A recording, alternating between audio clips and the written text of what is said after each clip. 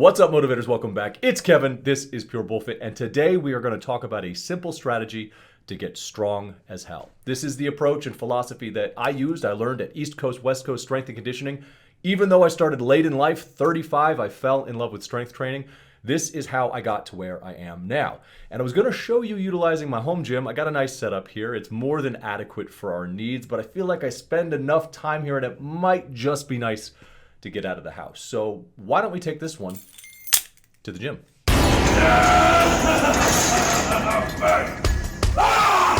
All right, so before I get into any of the rest of it, I want to make it clear that this is a path, not the path. Too many of the folks out there think that you have to demonize what everybody else is doing in order to justify what they're doing. Wendler's 5-3-1, starting strength, strong lifts, 5x5.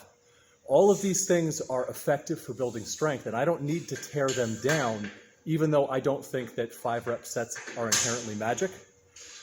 I don't need to tear them down to show you the way that I have done this, and that's what this is about. So, this is a program, this is a way of approaching programs that starts with a major compound lift, because that's what I like to do, work up to a couple of heavy sets, and then we do back-off sets, then we do accessory work, where we will raise the volume and lower the intensity as the workout goes through.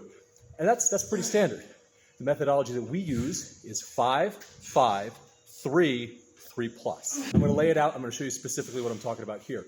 But I want to make sure that you understand that this is just one path, not the path. We don't need to do that egocentric nonsense that some other folks out there who are leading cults of personality rely on in order to sell you their overpriced bullshit. All right, so before I get into any of that, what I have to do first is I have to see where I am currently at with the pull-up challenge. All right, if you're following along on Instagram or other social media, you already know that what I'm trying to do right now is get to 20 consecutive pull-ups at 300 total pounds of weight. That's my body weight plus however many plates it takes to get to 300. As I continue to drop weight slowly and under controlled fashion, I will have to add more weight. Weighing in full belly with my clothes on, I was 275, just a tiny bit over, so I added a 25-pound plate again. And when I started this challenge, I got 8-ish reps, a little tiny bit over 8. And what I managed to get here today, just a couple of weeks later, already adapting, I got to 10. I thought I might have had 11 in the tank, but sadly, that was not the case. So that is the update on that challenge. I'm going to get to 20. All right, so how does this simple strategy work? It's incredibly simple. It's just not easy. We use sets of 5, 5, 3, and 3 plus for our working sets. Those first two sets of 5 are to gauge in what the top 2 sets are going to look like. So if you get a good set for 5 reps that was challenging, go up about 5 to 7%, perhaps 10% on a huge jump for your first set of 3. That's going to be the first working set. Now, to determine whether or not you're in the right place for the following week, that last set is 3 plus, just like in Wendler's 5-3-1. You're going for as many reps as possible with that same weight. All right, so here I got 4 reps. I might have had 5 in the tank, and that tells me that next week I could probably go up. With 405 pounds without a belt, that's pretty good for me right now. And for those of you counting at home, the inside rubber plates, those are 55s. Don't freak out.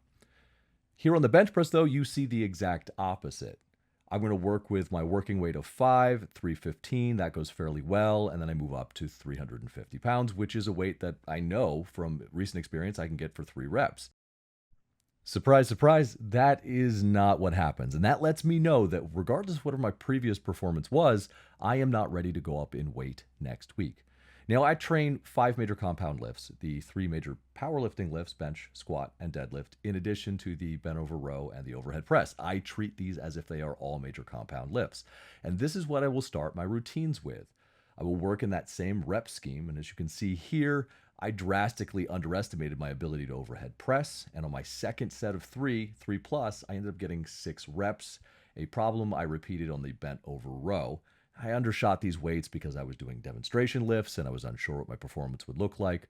But if you were to get 8 reps on your 3 plus set, you could consider going much higher than 7%, maybe 15% or even 20% of the weight, as long as it's something you feel confident you could lift. So if that's the primary lift, that's what we start with, what does the rest of each workout look like? I like to organize this as simply as possible, partly because I don't believe any individual movement in and of itself is magic. We know that high weight, lower reps, and lower weight, high reps, as long as taken to proximity to failure, can both generate muscle.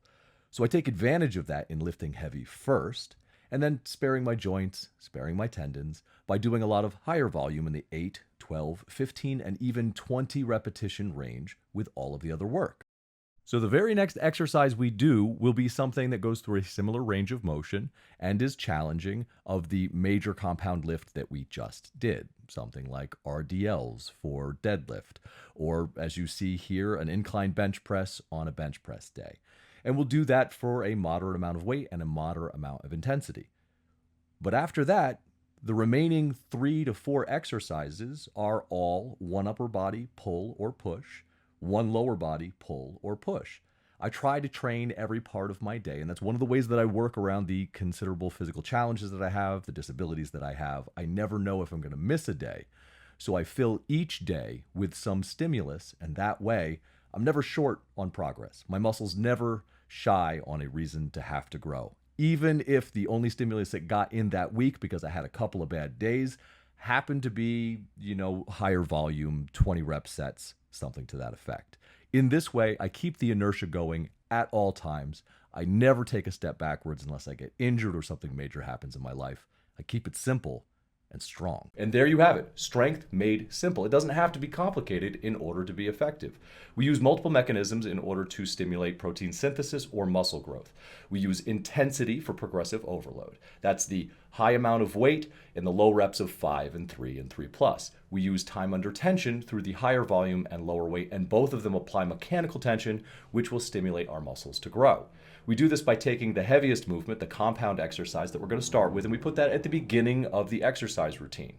We focus on making sure that we get that and follow it up with a similar exercise that will support that stimulus, moving through the same range of motion, but adding volume, hitting somewhere between 8 or 10 reps.